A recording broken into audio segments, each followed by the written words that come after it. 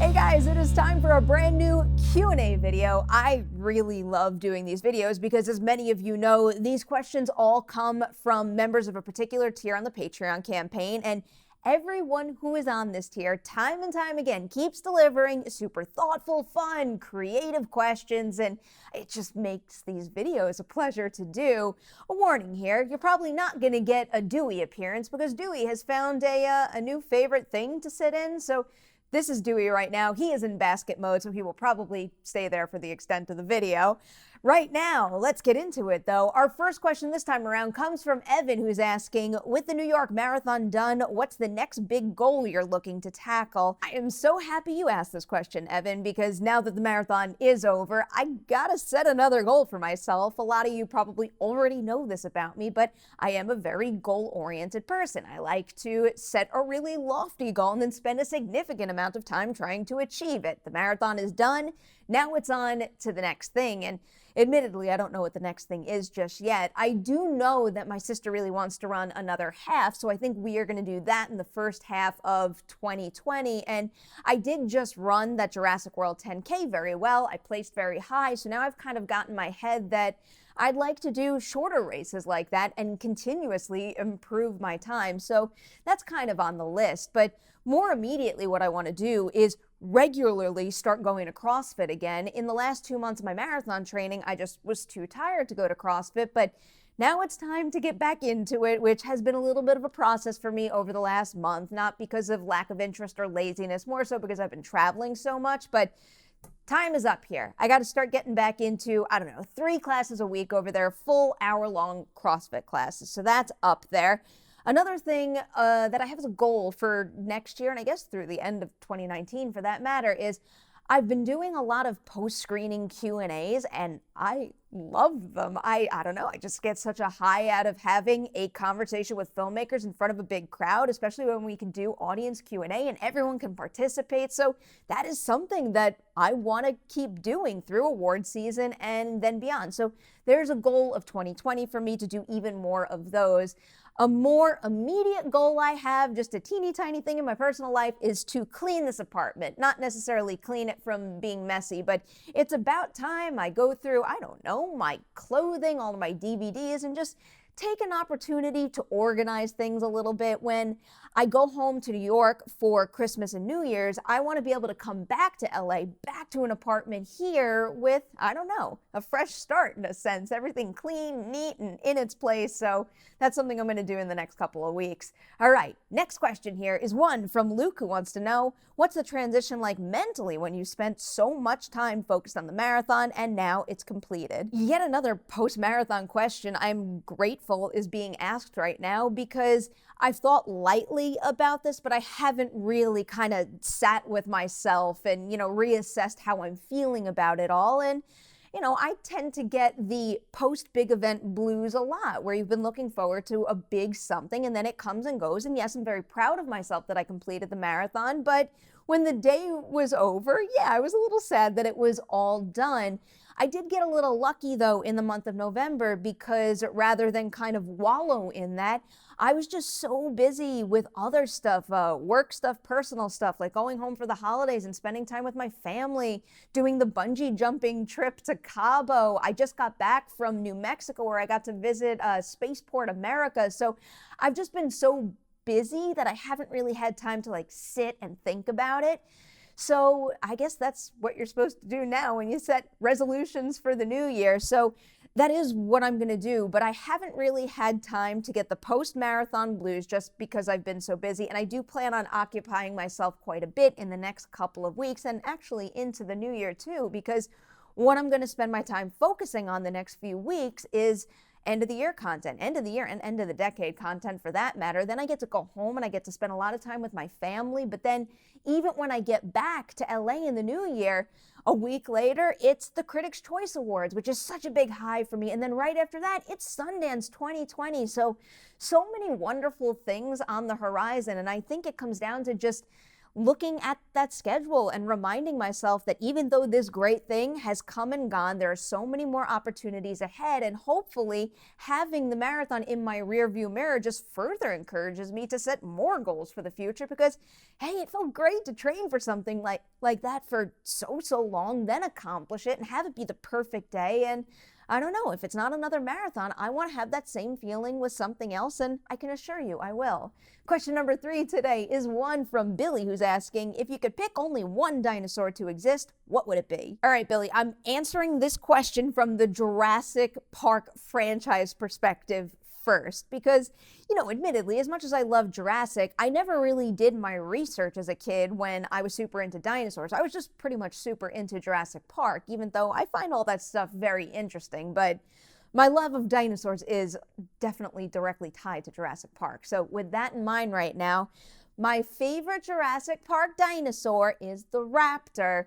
You know me with horror movies, and even when I first saw Jurassic Park for the first time, that always had a horror tinge to it, the scenes with the raptor. So I think that's why I gravitated towards them the most. And I don't know, just seeing the capability of the raptor grow from film to film and into the Jurassic World films right now, that's the dinosaur. If there was only one dinosaur in that franchise that I would want to still be there, but a close second favorite for me is actually not the T-Rex, although I guess maybe the T-Rex would be number 3. I've actually never ranked the Jurassic Park dinosaurs before, so maybe I should do that in the near future. But I also have always really loved the Dilophosaurus. The Nedry Dilophosaurus scene in Jurassic Park is one of my favorite Jurassic Park franchise scenes of all time. So that would be my second pick if I got to pick 2. All right, so I did do a little research about other dinosaurs. This isn't really an answer to your question, Billy, because I'm sure there's, I don't know, a more widely known dinosaur, if you could only have one, that maybe should exist or that many folks out there would want to exist. But I was doing a little research about other dinosaurs that were out there that people don't know that much about. And I came across one called, I'm going to try to read this properly, the Therizinosaurus. I think that's how you pronounce it. Therizinosaurus. The reason why this one caught my eye is because, especially the wording actually on the site that I was reading about this thing on, they described it as having Freddy Krueger claws, and it's like this big, it almost had like a turkey-like look, and it had these giant claws that looked like Freddy blades. So I don't know, I just thought that was really cool. So I would like to see a Therizinosaurus sometime soon. That's not going to happen. Maybe in Jurassic World 3? No, probably not there either. But hey, one can hope. All right. Last question for this video is a question from Ian, who's asking, what are some good horror movies for people who hate horror or are scared by the tiniest fright? Let's take a look at the group of people who say they hate horror movies or just don't like them. And I imagine that kind of feeling might come from the fact that, I don't know, we do get a lot of horror movies out there with cheap jump scares, ones that rely on gore rather than story and character development. And I get it, it's not for everybody, but don't overlook the entire genre because you think it is all without quality. And whenever someone comes to me with that kind of feeling, some of the first things that I go to, one, you've heard me talk about this one a lot, is Channel Zero. Channel Zero, just time and time again, all 4 seasons really impressed me. I love the development of those legends, of those visuals, and that right there is a series that doesn't rely on jump scares or eerie visuals. It's all about building the story, and it's all about how the specific scary entity is tied to what the main characters are going through. I really do think that from the scare perspective and the character perspective, those two just grow together in such an interesting way that, I don't know, I think it makes Channel Zero one of the best horror storytelling experiences out there. All 4 seasons available on Shudder right now. Next up is The Conjuring. There's a reason The Conjuring made so much money and was a big hit with not just people who consider themselves horror fans, but the movie-going public in general. It's because it was a high-quality horror movie. Yes, you have eerie entities in that movie that could freak you out and a couple of jump scares, but it's the story of, I mean, not even 1, but 2 families. And of course, James Wan's visual style is kind of unparalleled in the horror movie realm. There are so many shots in that movie that are still, I mean, hey, if we're talking about best of the decade, some of my favorite shots of the decade. I love the introduction to the Perri family into the house with that oneer, and then the flip on the staircase later on in the movie. I could go on and on. I'm not going to get too deep into that, but we've got Channel Zero and also The Conjuring right now. And I'll give you one more here. I'm going to say Cabin in the Woods. And I'm choosing Cabin in the Woods, one, because I think it's a high-quality horror movie, but if someone out there is a horror movie naysayer, and specifically they look at things like, oh, look at that slasher, or look at that paranormal entity that's, just being used as a device to scare someone, that's a movie that kind of celebrates all of that in a really interesting, creative, and very effective way that maybe if you see all of those things come together in one spot, it could encourage someone to not just watch Cabin in the Woods and enjoy it, but then give all of those little, I guess, the subgenres of horror a shot. So I'm going to put that on the list as well. But of course, I can't deny the fact that some folks out there just don't like to be scared in the movies, and I get that. That's not how I feel, but if you feel that way, it's all good. Everybody has their own personal taste, and if that is yours, I still have a couple answers here that I think are going to be good for you. In the animated department, you can go for Coraline and Paranorman.